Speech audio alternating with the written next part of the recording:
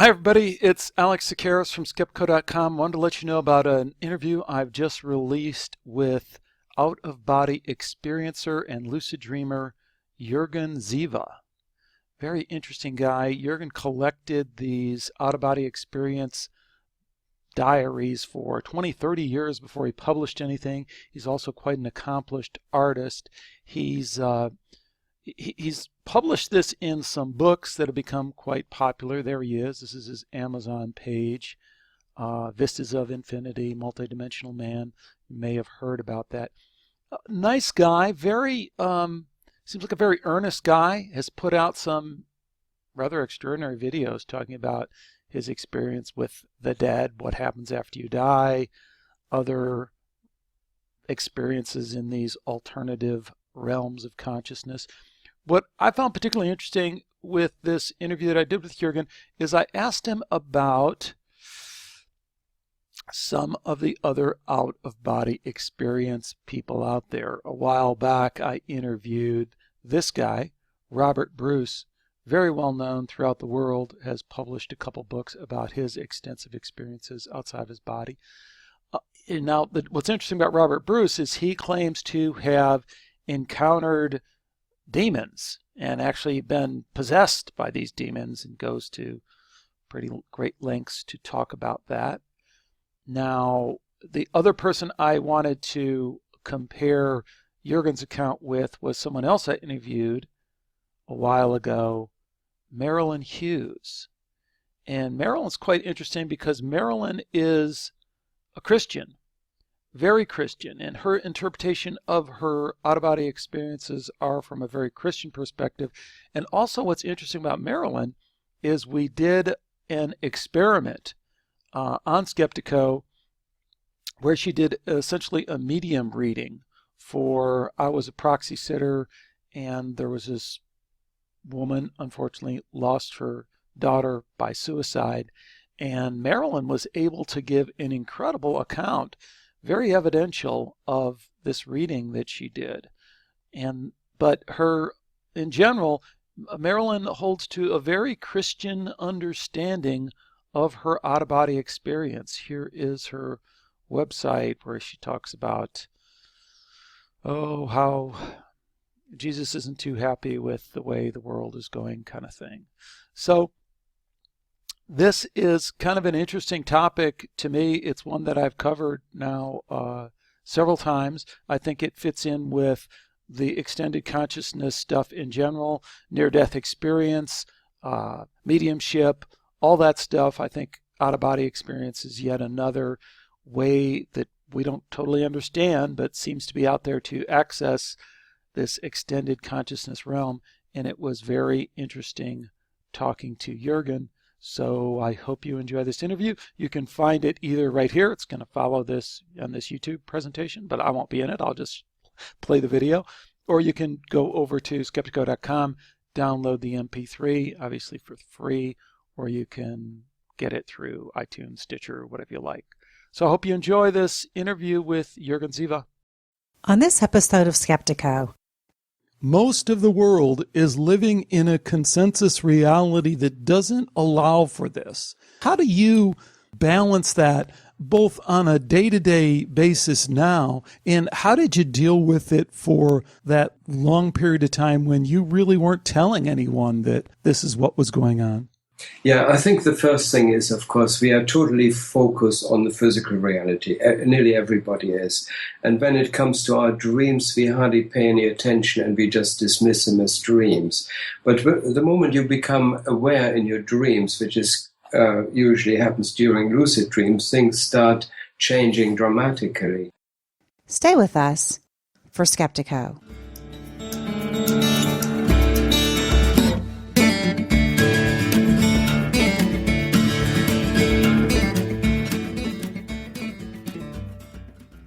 Welcome to Skeptiko, where we explore controversial science with leading researchers, thinkers, and their critics.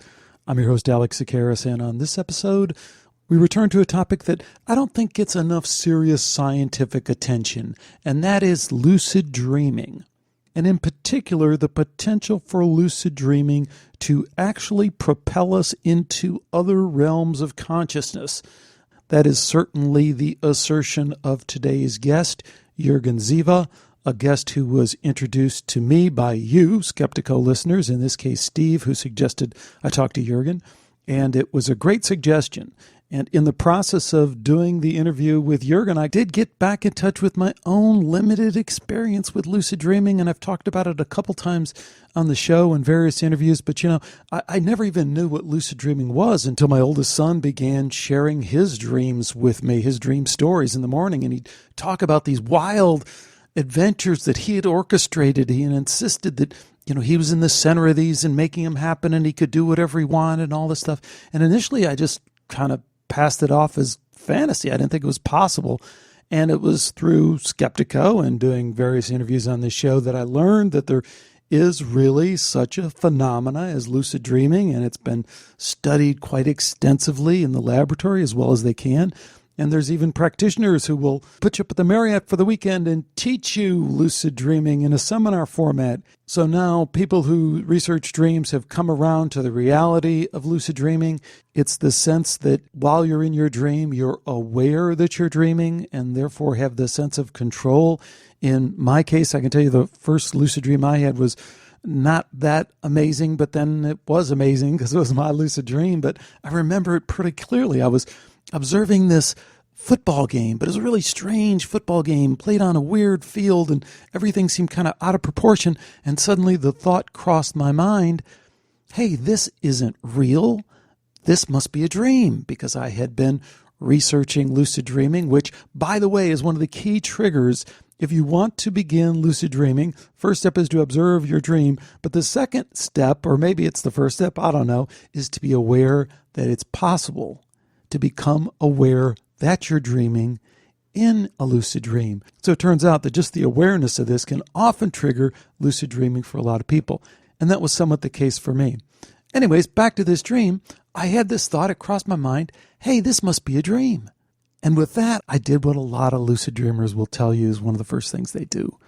I said, I'm in a dream. I should be able to do whatever I want. I'm going to take flight. And I just jumped with the idea that I'm going to fly. And lo and behold, I flew. I was off in the air and I was flying and I was above everything. And it was really cool. It really felt like flying.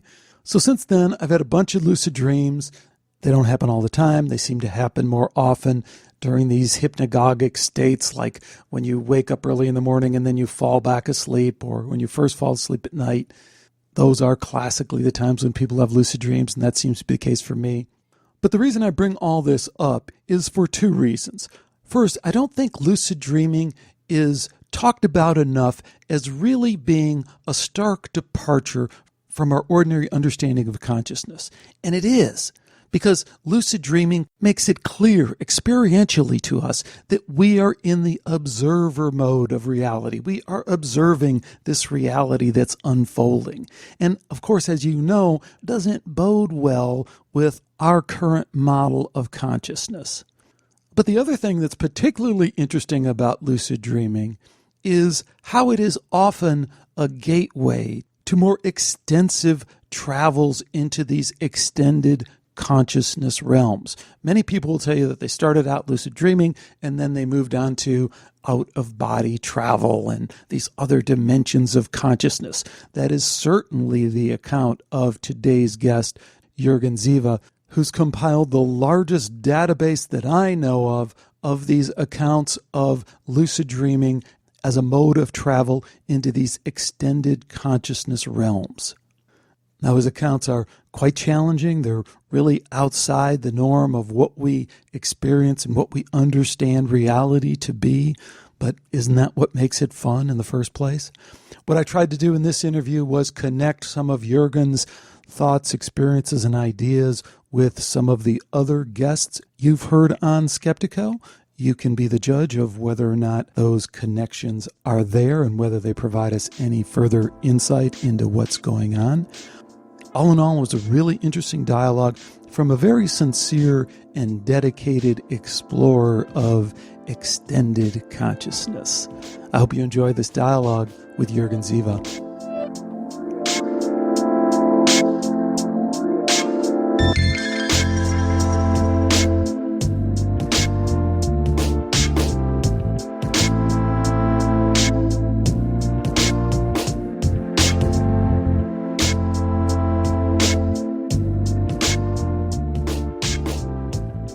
Today we welcome Jurgen Ziewe to Skeptiko.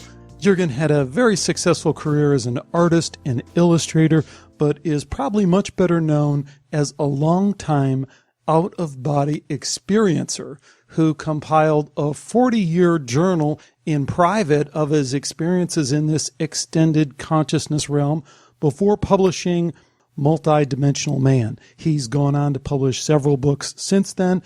This is an amazing body of work from a very interesting gentleman who I'm so glad that a Skeptiko listener insisted that we bring on the show, and I'm very happy to welcome you to Skeptiko, Jurgen.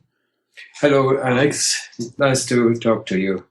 Oh, it's very great to talk to you too. So let me give folks a thumbnail sketch of your background, and then we can kind of jump off from there. I think because I have interviewed several out-of-body experiencers before, as well as a handful of people who've researched this phenomena, I think a lot of people are going to be familiar with the basic idea.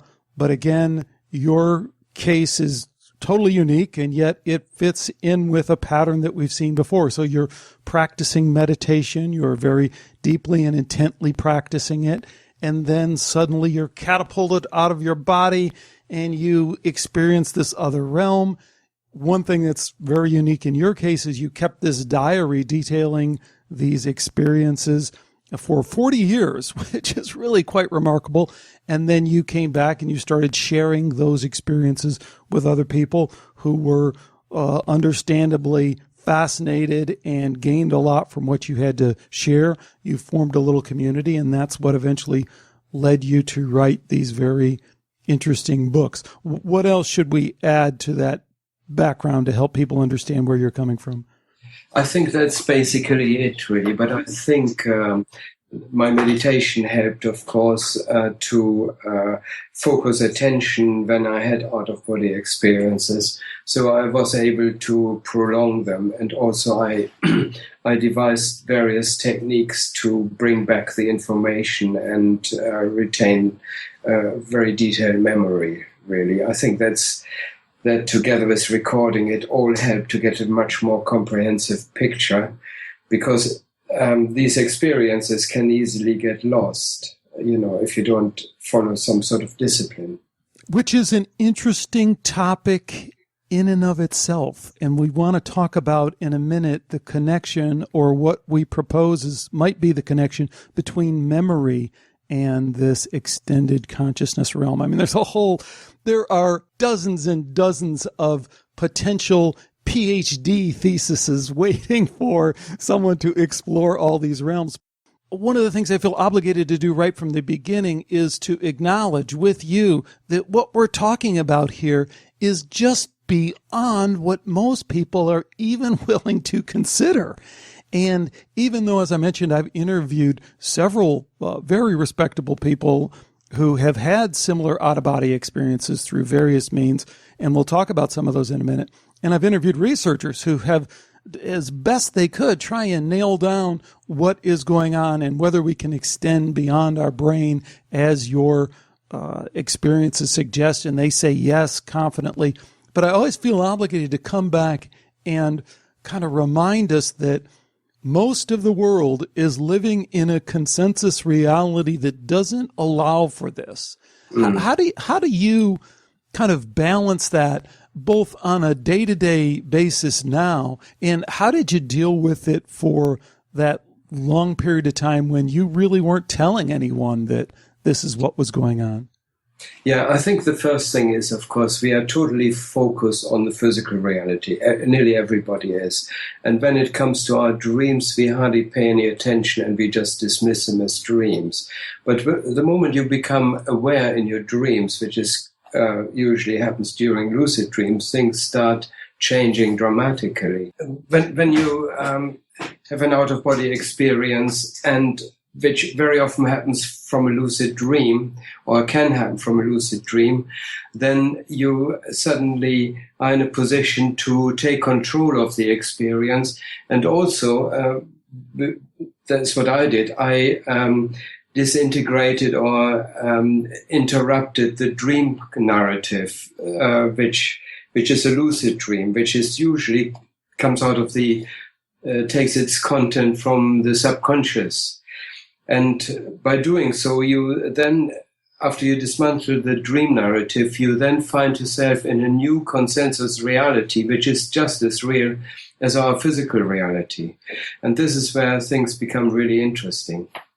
Interesting indeed. And interesting in maybe some challenging ways that we don't always explore. One of the things I thought we might do in this interview, Jurgen, is you have produced some excellent YouTube videos that anyone can go and check out. You also have a terrific website and a great book too. So I love the approach of your book. You're very open. You're very, the artist in you comes out in terms of you have kind of an open-mindedness and a creativity at the same time that's really refreshing.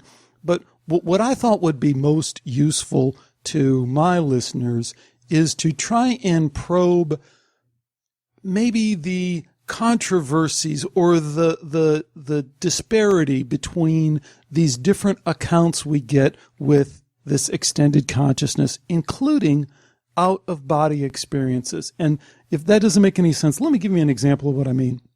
Mm-hmm. A few months ago, I interviewed this guy. His name is Ian McCormick, and he had an incredible near-death experience during which he saw Jesus. Now, as you and I know, most people just dismiss this out of hand and say, oh, it's a hallucination. Or if they're hardcore Christians, they go, oh, it's the spirit of Jesus, But what I want to do, and I shouldn't be so flippant because I'm not sure what he experienced, right? And in my conversation with him, it was a very difficult conversation because he has totally reabsorbed his experience, which I take to be genuine. I have no reason to doubt, in the same way that I don't doubt that you've accessed this extended consciousness realm. I have no reason to doubt that Ian McCormick accessed this extended consciousness realm when he died, because one of the reasons I don't doubt it is because I've interviewed researchers who've interviewed thousands of people who have had the exact same experience, and some of them do encounter Jesus. But the real question for you and I is, what does this tell us about this extended consciousness realm? And I'll just leave it at that, but I guess I won't leave it at that, because my follow-up question is, you talk about you have a wonderful way of talking about the island of reality that we create from the vast sea of consciousness. But you talk about that in this realm, in our conscious waking state. Might that also be true in this extended realm too? And is that what Ian is experiencing, or what is he experiencing? Yeah, I think what some people experience is they draw from their cultural background very often, And for example, if you go to higher dimensional realms, you will find the dimensions are much more sublime, much more beautiful. They are stripped of the coarse physical aspects we experience here. And you get into realms which I describe, you get closer to home. There's an element where you feel more and more at home, the more inside you turn your attention, the more you come to your source consciousness.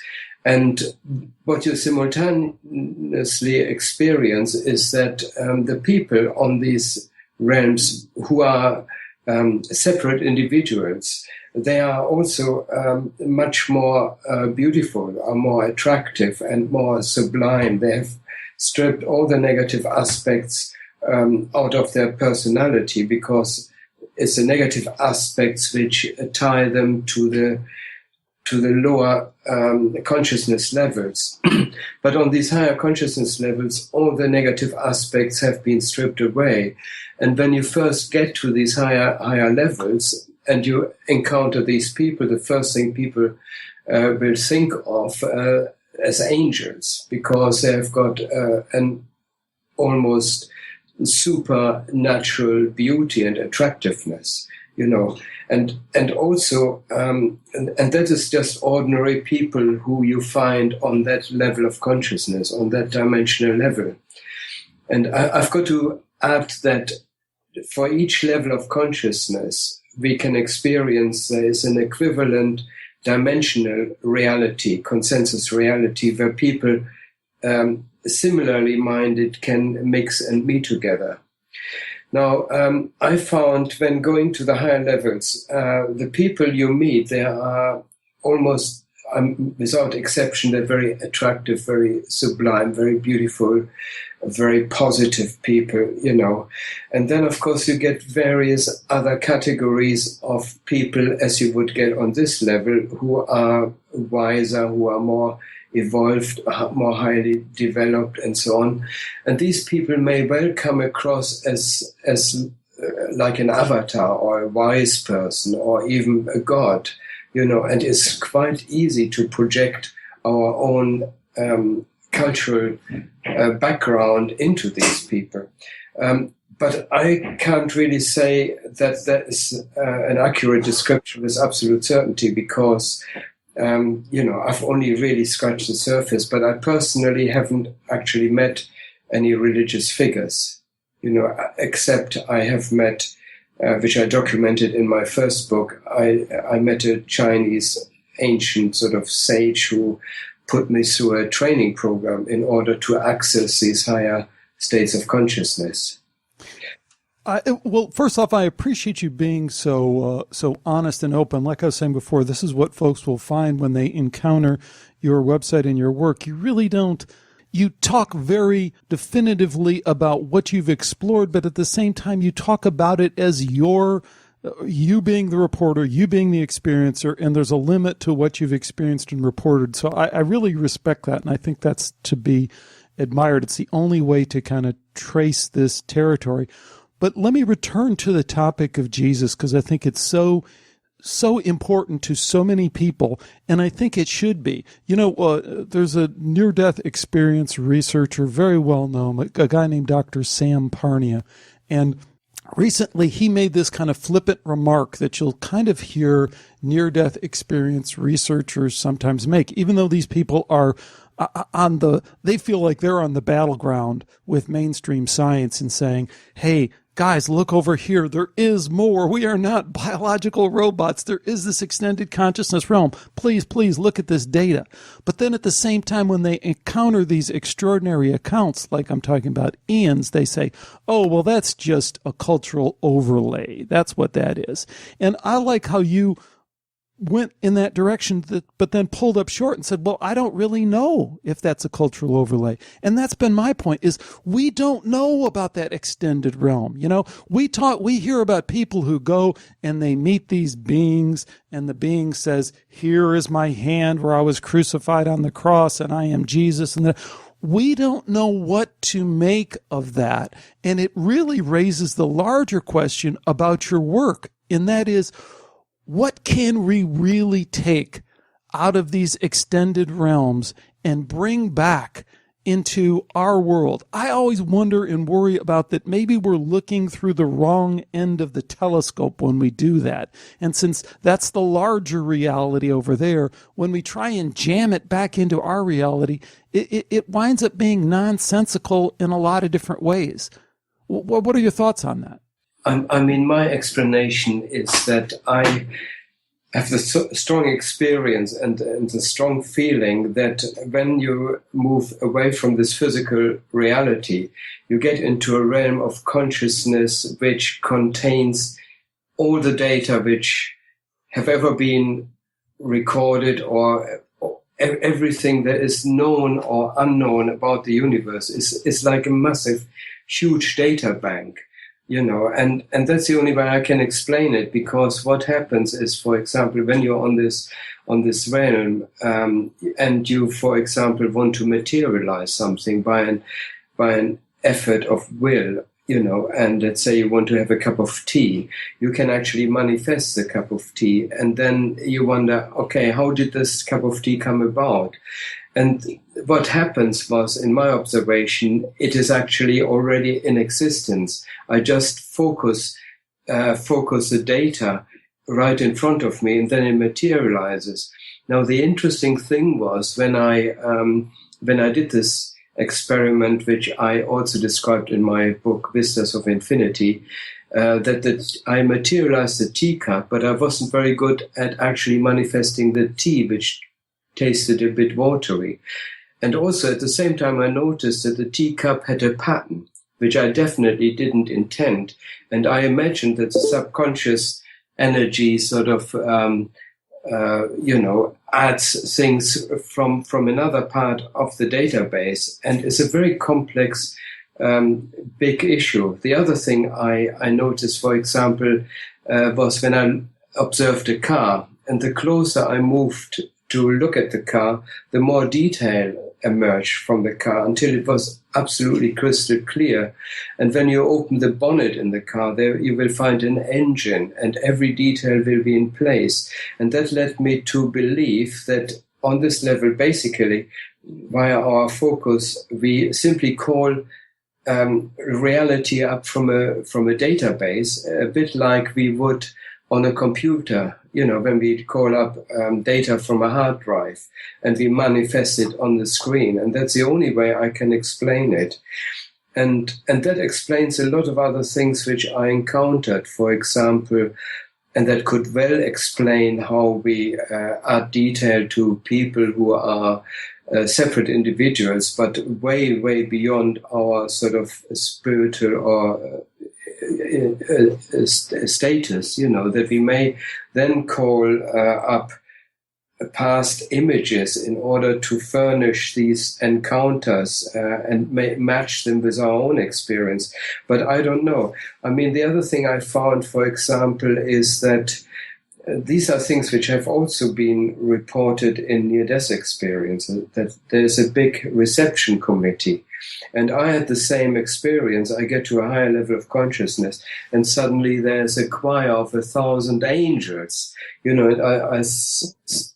I thought, hang on a minute, that's a bit far-fetched, because why would there be suddenly 1,000 angels, be a reception committee? And when I thought about it, I simply felt, I had the music and everything, the choir, everything. I simply felt that I created with my attention or with my feelings, which were all rolled into place at that time, I created a focal point of attraction where I called these voices up from a universal database and the angels, and I manifested them. But I could be wrong, but this is, to me, that's how I sort of envisage it, especially when you think where you are, what this space of consciousness is, which is literally infinite. Fascinating. And really, we're talking around this central issue that I want to try and approach from a different angle here for a second. And first, let me back up and say, my only experience with this whole extended consciousness thing was I interviewed a gentleman who is an out-of-body experiencer and had a similar experience to yourself, and that his name is Graham Nichols. And Graham was very intent on achieving an out-of-body experience because he read about it and he said, this is something that's possible. I want to do it, which is a little bit different than you. You were just meditating and spontaneously achieved it. He said, no, I want to do it. So he just intensely focused on this meditation technique, and he really probably went through, more than 99.9% of people would in terms of his diligence and his effort in doing it. And then he did achieve. He left his body. And then, as you describe, it took him several years to refine it and refine it further and further and further. So I talked to Graham and I said, okay, I'd like to try it with you. You teach people how to do it, teach me how to do it. And the way we started was I really don't have any kind of paranormal experiences in my background, but I have these very vivid dreams. So he said, we should start with the dreaming. And lo and behold, after working with him and talking to another friend of mine through the show, Dr. Andy Paquette, who is fabulous, has a fabulous history of precognitive dreams and spiritual dreams, I was able to develop a little bit of an ability to lucid dream. And I still do that to this day, and it's rather interesting. But the one thing I discovered in my lucid dreaming that totally fits with your experience is I then discovered that really all my dreams are lucid dreams. it's a matter of memory and perspective. And then I was constantly creating this dream and creating this reality.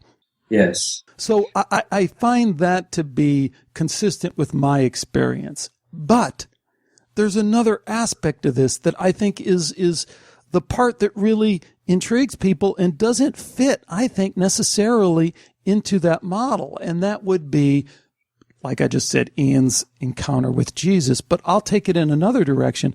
And a while back, I had an interview with Robert Bruce. This was episode 203 of Skeptiko.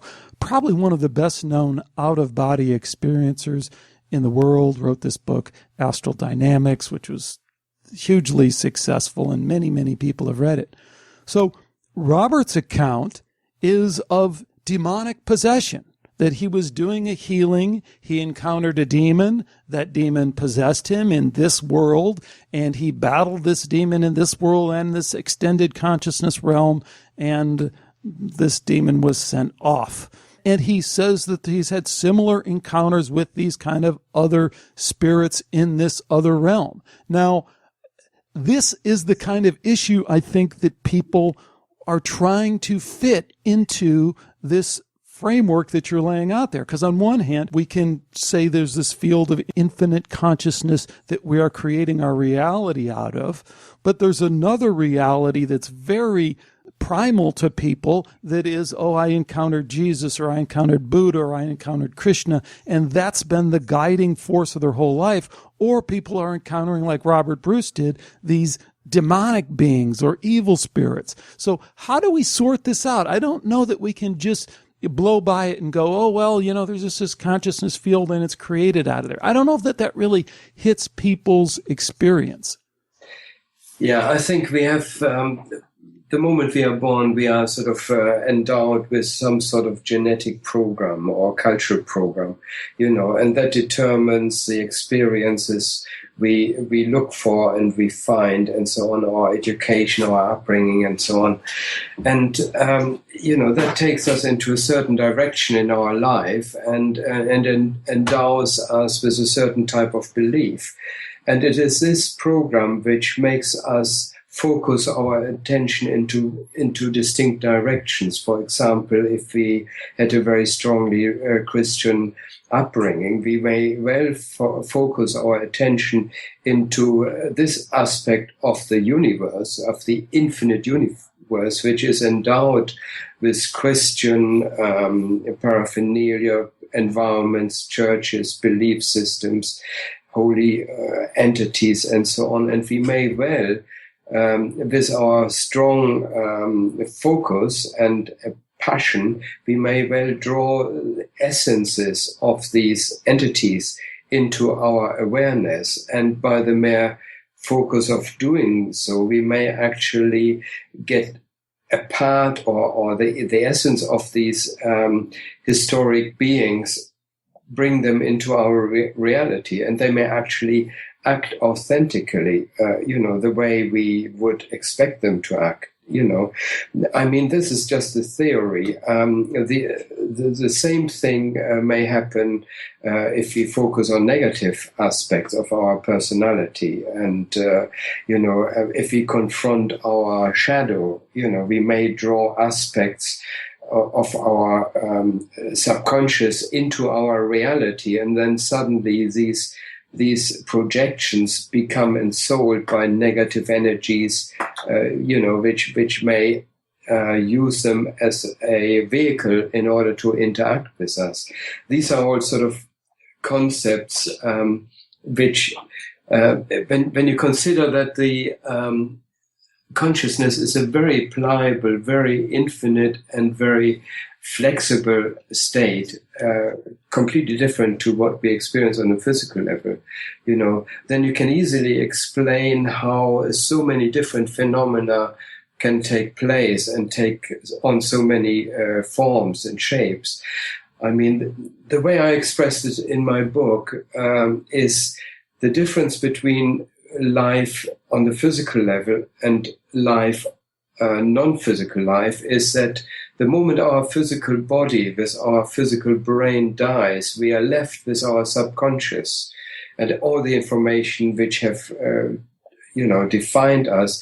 And then suddenly all this becomes our external new reality, and it's a bit like in a dream. You have a dream, you're no longer a physical entity, and suddenly the dream becomes your reality. The only difference is with lucid dreaming and out-of-body experiences, it becomes a tangible, hard, solid external reality.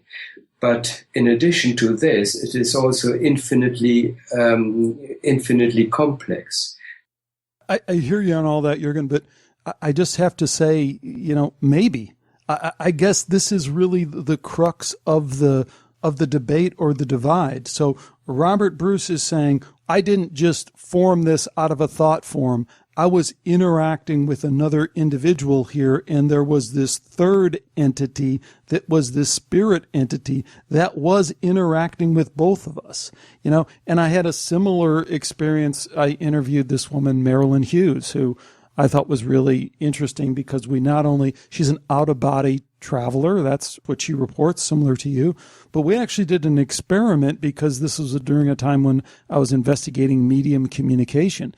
And we did somewhat of a demonstration, I should say, rather than an experiment. But it was controlled, and I thought and she did a very convincing job of accessing this other realm of deceased people and assisting this woman who lived in Texas whose daughter had committed suicide.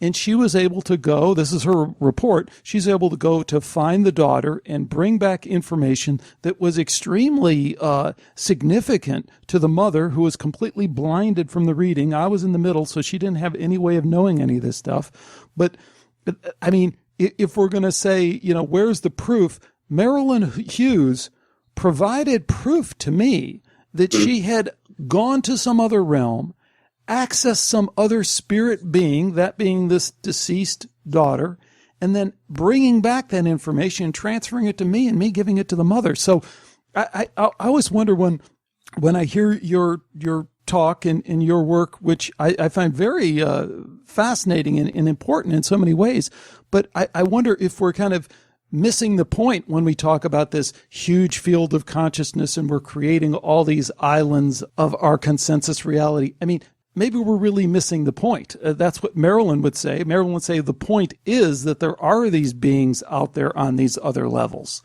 So are they important, or are they just being created by us and they're not important?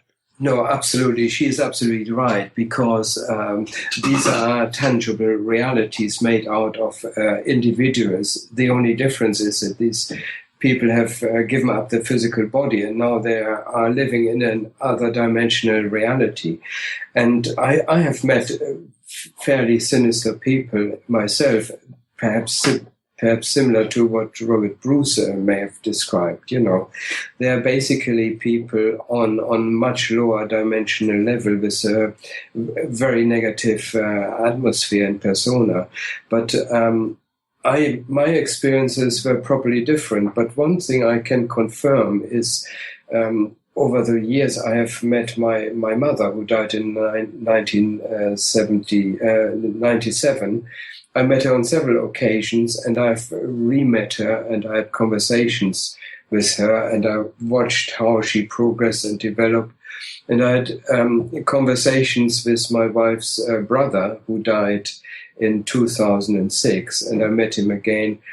And we discussed at great lengths what, where his life was, where it has gone wrong, and so on. And I could even confirm afterwards with my wife, and I gave her some details that I couldn't have known, which she confirmed. So I'm absolutely convinced that there is no such thing as death or disappearance of individual people once we are stripped of our physical body.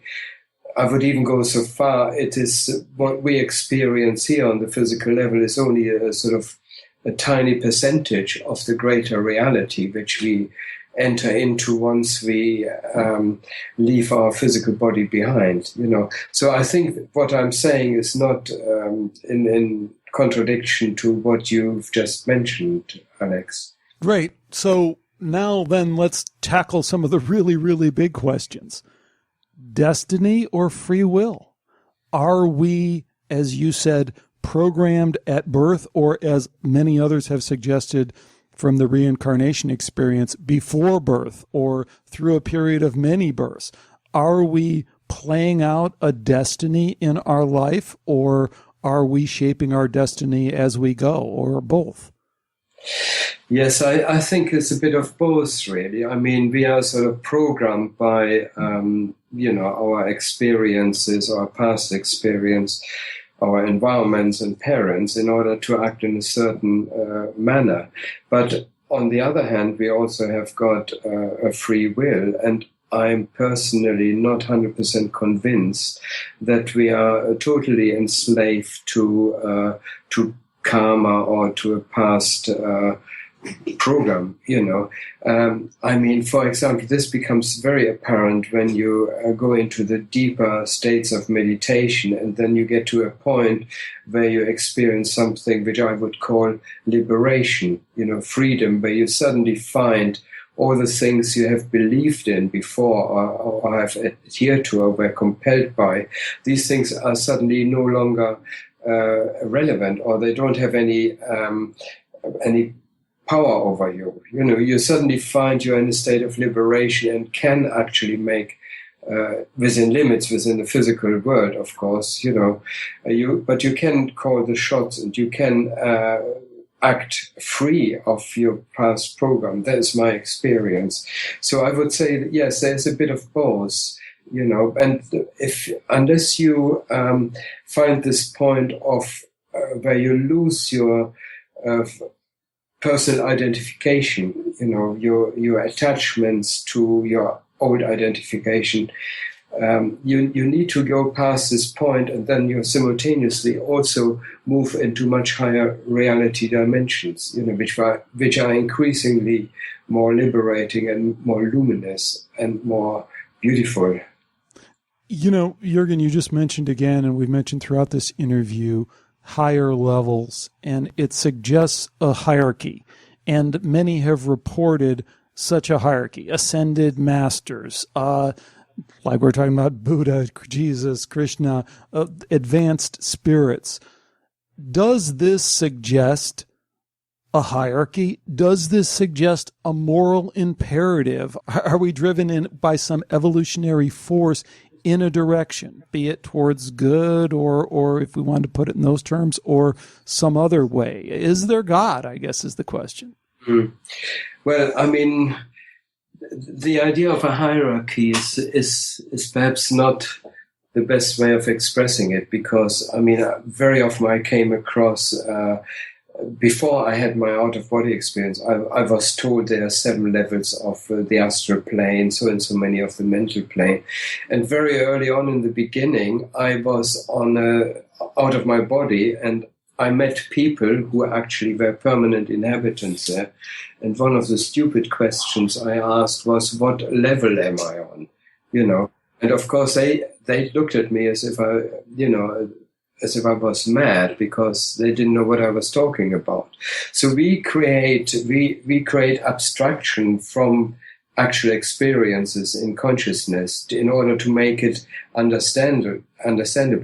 But I think there is no such thing as hierarchies which you can define in a numeric system. When I talk about higher states of consciousness, I mean more awareness, more light, more power, more energy, this sort of thing. More the consciousness is more expanded, more inclusive, and also a higher consciousness to me means you are closer to the source level of who you are. So there's a feeling that you feel at home, and this home feeling to me is the best way to describe how close I am to the source consciousness. And the further I am removed from the source consciousness, the more alienated I feel, until I get back to the physical level. On the physical level, most people who live here are leading fairly alienated lives, But when you transcend the boundaries of the physical world, you become closer to the unity awareness, to the source level, and you don't feel this alienation. And when you come to higher dimensional levels, you simply can transpose your identity to anything, any object you look at, and you can feel the water, you can be the water, if you look at water or the flower. This alienation is totally transcended, and you become consciousness, and then the limits are only dependent on how far you are able to expand your consciousness.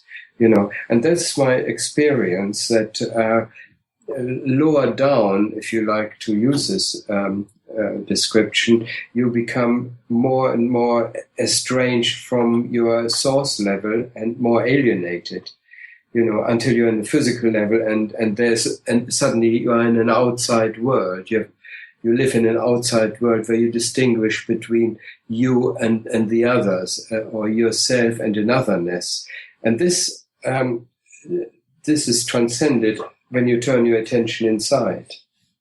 I kind of get that, but I want to push this a little bit further, because I think we have this problem in crossing, in merging these realities that you're talking about. I mean, when you mention the term source and getting closer to the source, and you're speaking in terms that many religious and spiritual people would immediately identify with and label that as God, and you carefully don't do that. And you also then talk about alienation and moving away from that. And again, these can easily be put in terms that are very familiar with a lot of wisdom traditions, a lot of religion. So is there a reality to the concept of God? Well, that's one thing really, which this is a subject I simply feel I'm not authorized or qualified to say something about. I can only talk about my experience, and very early on in the 70s, I had a unity experience which came spontaneous, which I described in my first book. After I spent months and months of meditation, sort of 5 hours a day, and then I stopped meditating because it didn't get me anywhere, and I decided I wanted to give all this thing up for good.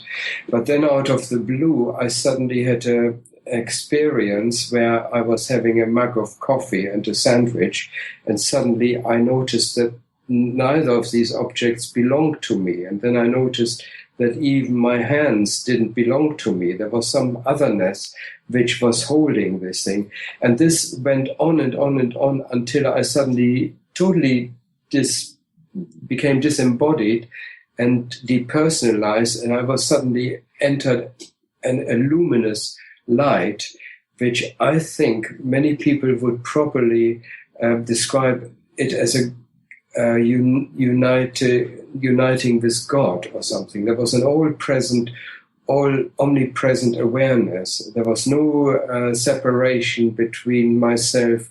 There was just pure consciousness. And this had a very, very powerful effect on me and has never left me. And but I'm finding that by giving it a name, I would actually limit it. Sure. And so it always became a little bit of something which I dared not name or define in any way, because it was so incredibly infinite. And I came across this type of consciousness. I experienced this several times after that. And most recently, the most powerful experience I had was in 2013, when I was on a retreat in the Scottish mountains for a week, and I meditated all day long. And I documented this as well in my book, The 10-Minute Moment.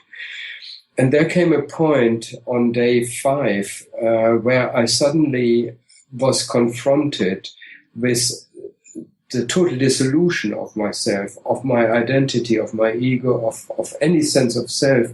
And I became very scared. I thought the next thing that will happen is I cease to exist. And the only thing that can now happen is that there is a God, and it will absolutely dissolve me, and I will lose any sense of identity. And I became very desperate to find my identity again, my ego, and it took me all day to assemble my sense of focus of who I was. But then something interesting happened the following day after I sort of got over this, which I thought was a traumatic experience. The following day, something very beautifully and magically happened.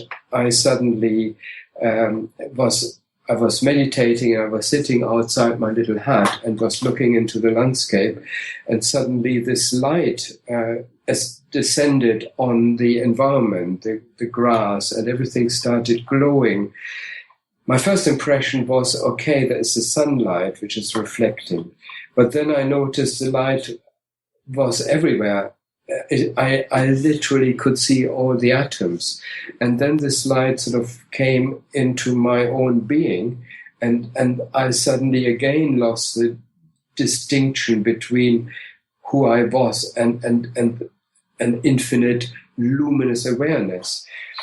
And that was the most powerful thing. I couldn't even describe what was taking place. It didn't last long, but that totally eradicated my idea of who I was. And even now, to this day, I'm finding it very hard to even remember who I was just a couple of days ago, if you like, because the sense of otherness since then, which is now 3 years ago, has totally disappeared.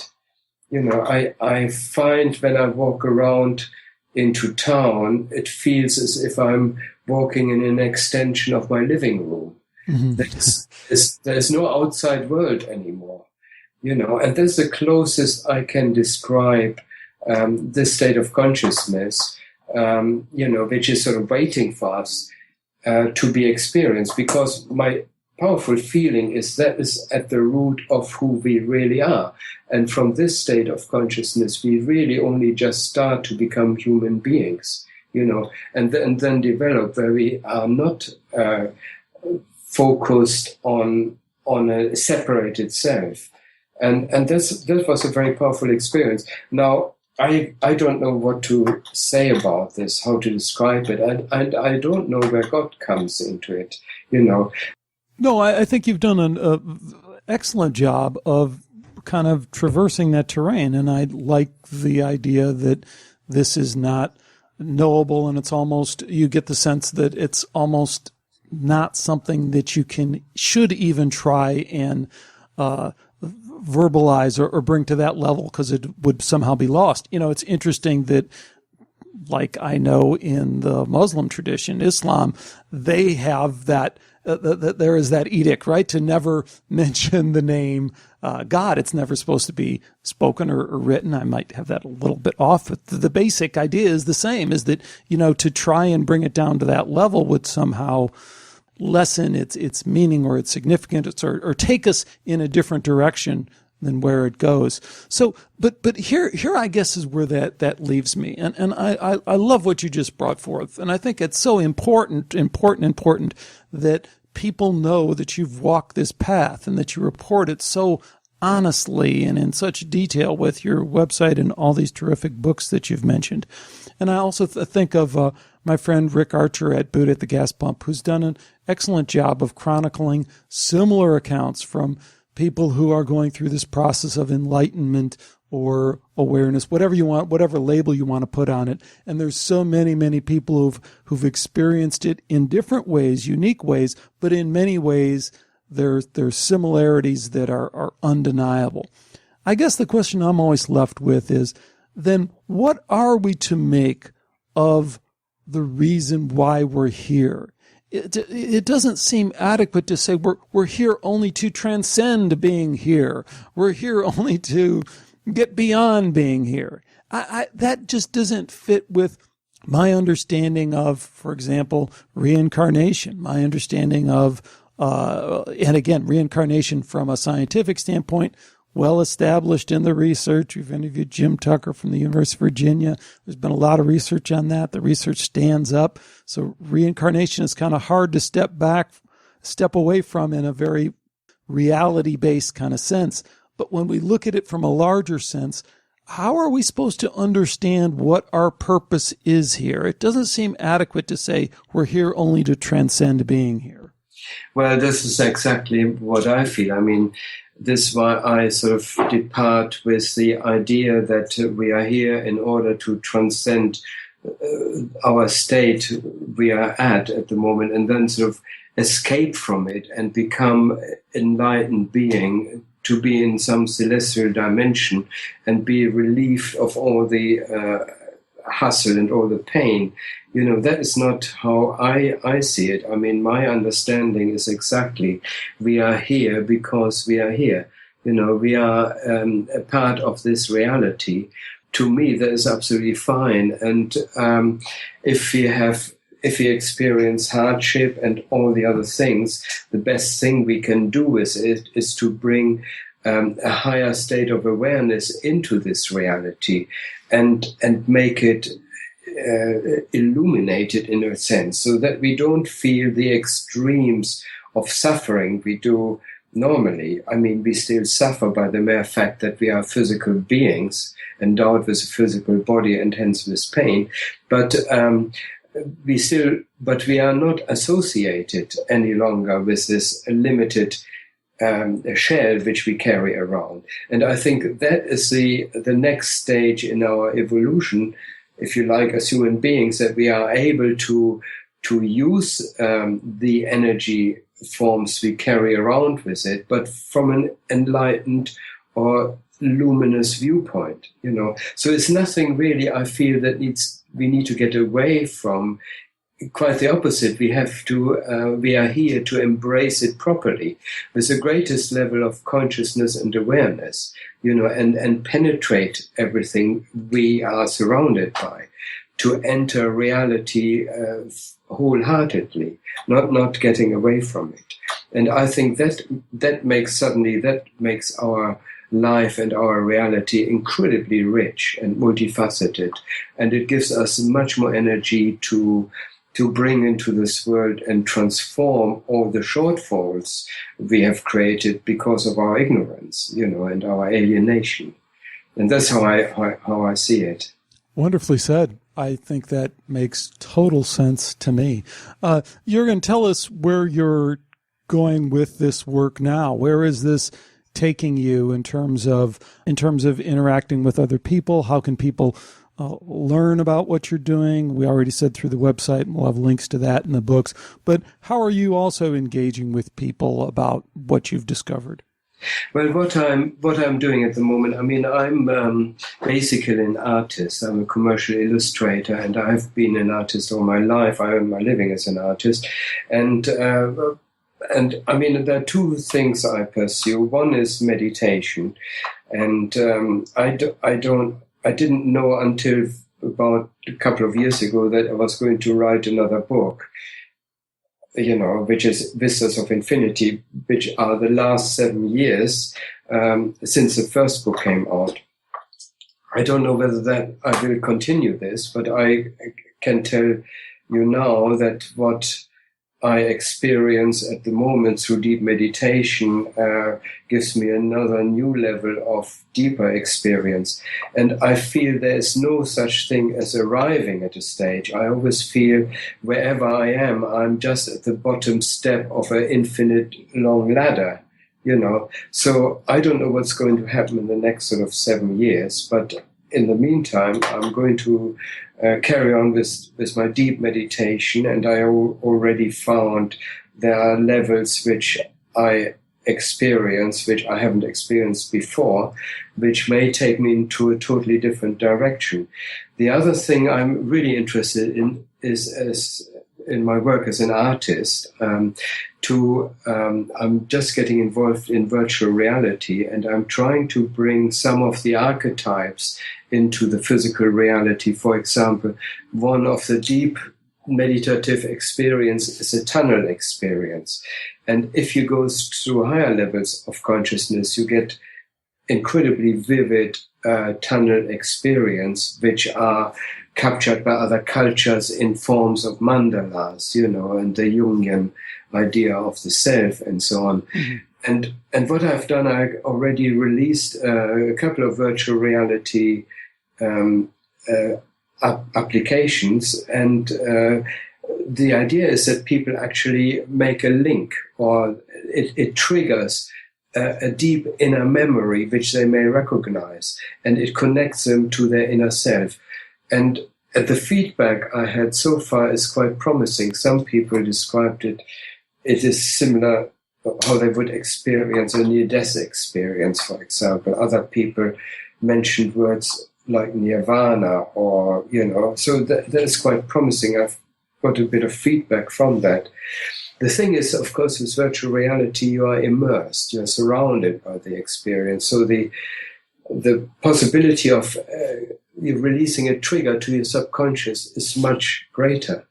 So that's the work I'm feeling quite excited about. And also it allows me to, instead of having flat 3D images, which I have on my website, it allows me to use the inspiration of what I gained through my out-of-body experience to create 3D environments people can enter into, and perhaps also create triggers, which then, when people fall asleep or they go to sleep at night, in their dream, they may suddenly be reminded, and they may find a lucid trigger in their dream. And this is a work that really interests me, combining my artistic sort of leaning to create a connection within people to trigger lucid experiences. That's awesome. So how does this actually work? I mean, is it something, it's an app that people download? Where do they run it on?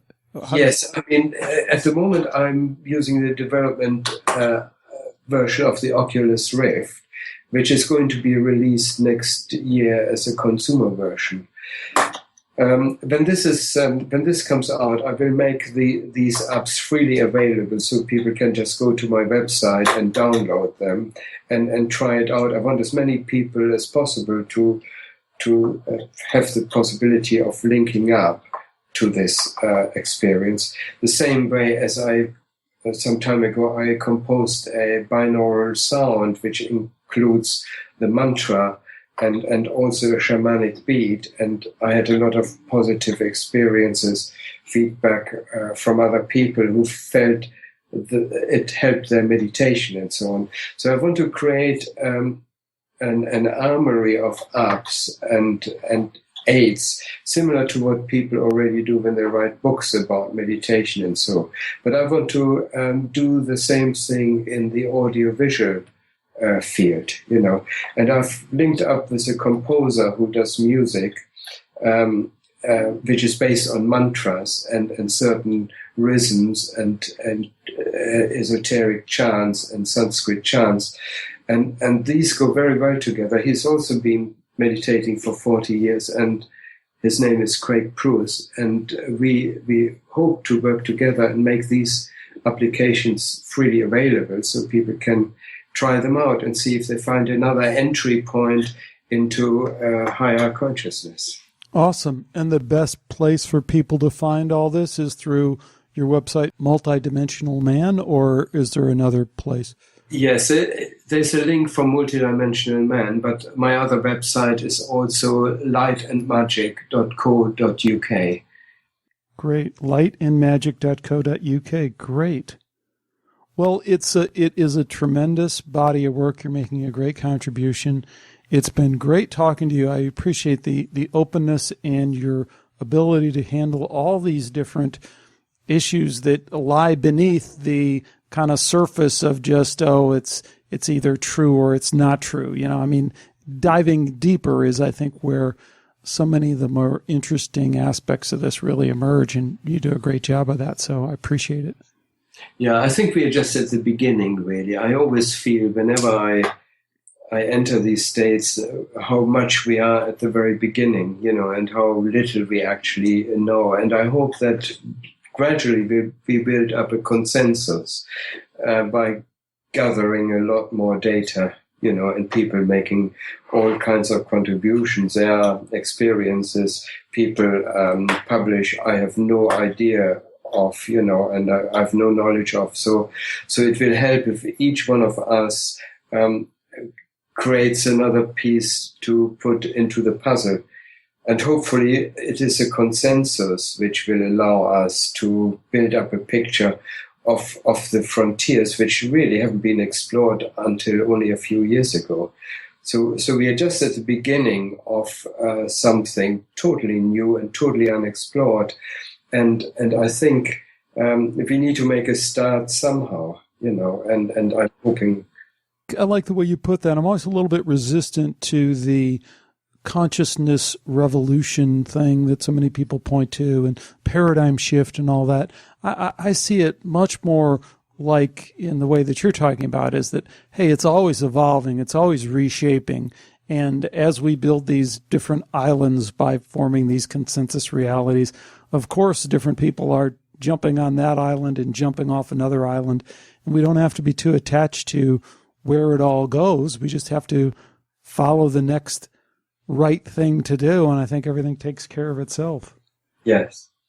Well, it's been great. It's been great having you on, Jurgen, and please let's stay in touch and let us know when you make some major advancements with these apps, and we'll certainly get the word out as best we can. Thanks, Alex. Thanks.